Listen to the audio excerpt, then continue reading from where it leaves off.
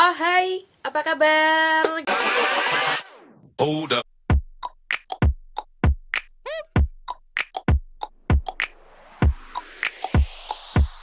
Gimana TBR kalian udah habis atau gak bersisa sama sekali? So aku personally TBR aku udah berkurang banyak banget dan kayaknya hampir kehabisan buku bacaan yang mau aku baca sih.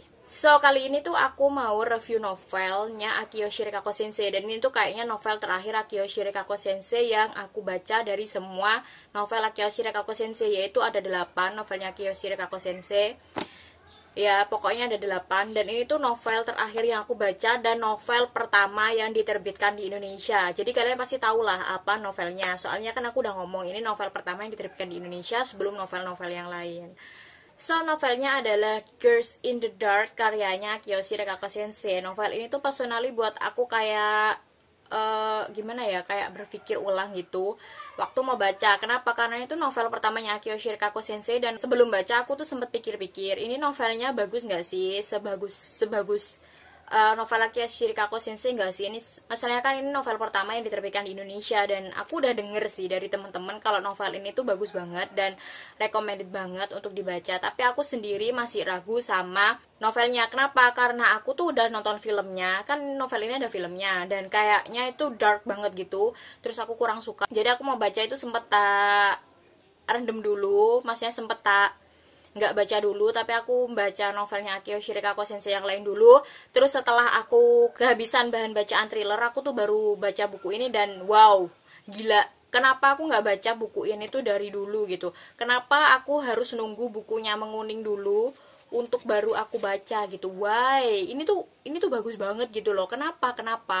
Aku sampai merasa kayak oke, yang pertama yang aku suka dari buku ini itu apa ya? Format ceritanya. Format ceritanya tuh beda banget sama novel Akio Shirakawa Sensei yang lain. Gimana sih gak beda? Ya iyalah beda. Novelnya tuh sudut pandangnya novelnya ini tuh lebih ke tokohnya itu menceritakan tokoh utamanya. Wow, gila nggak sih? Itu tuh beda banget. Biasanya kan pakai narasi yang super panjang atau narasi-narasi orang ketiga, narasinya orang ketiga atau narasi orang pertama dari penulis. Tapi ini tuh adalah pandangan, bisa dibilang pandangan orang lain ke kita melalui cerita seperti itu. Dan itu tuh beda banget sih. Terus yang aku suka lagi di sini itu gaya bahasa.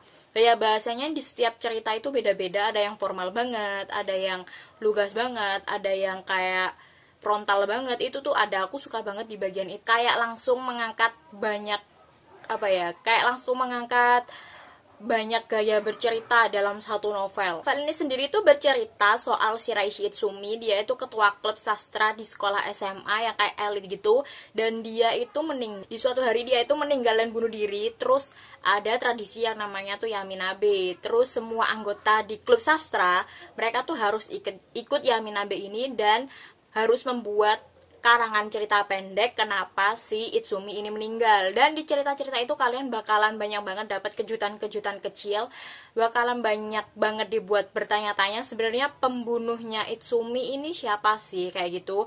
Dan endingnya sih sebenarnya yang masalah tuh endingnya tuh sebenarnya tuh nggak nyangka banget kenapa endingnya tuh bisa kayak gitu. Di novel ini aku tuh nggak bakalan ngomongin soal karakternya karena karakternya tuh banyak banget dan setiap karakter di sini tuh menurutku aneh semua.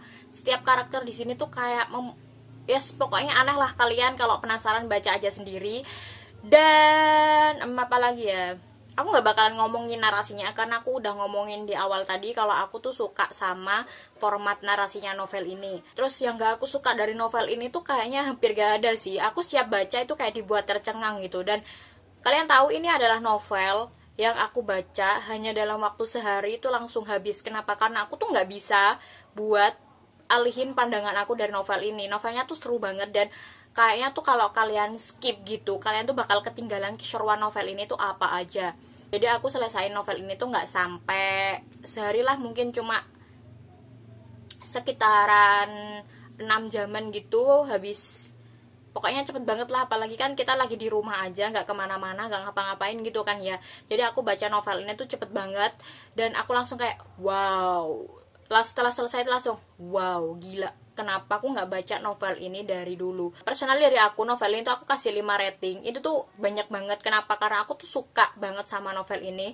Dan kayaknya novel Akira Shirikako Sensei yang aku kasih 5 rating adalah novel ini sama Absolute Justice deh, kalau nggak salah. Kalau nggak salah ya, soalnya aku juga lupa.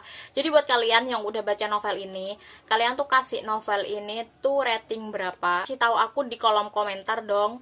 Aku pengen tahu menurut kalian juga novel ini tuh kayak gimana. Buat kalian yang belum baca, buruan baca. Dan ya, kalau kalian penggemar thriller kayak aku, ini tuh mostly wajib banget buat kalian baca. Oke, kayaknya aku tuh nggak tahu mau review novel ini tuh apa lagi, karena kayaknya udah banyak banget yang review. Jadi kalian pasti udah tahu lah kalau novel ini tuh udah banyak banget yang review, dan udah banyak banget yang bilang kalau novel ini tuh bagus. Jadi aku tuh nggak mau kayak baca terlalu banyak. So ini tuh kayak pandangan personal aku buat novel ini reviewnya. Buat kalian yang kurang puas sama review aku, atau review aku tuh mengecewakan, aku mohon maaf yang sebesar-besarnya. Jadi sebelum videonya berakhir, buat kalian yang belum subscribe, monggo di subscribe ya guys, di bawah sini, dan klik lonceng notifikasinya. See you in next video, bye bye.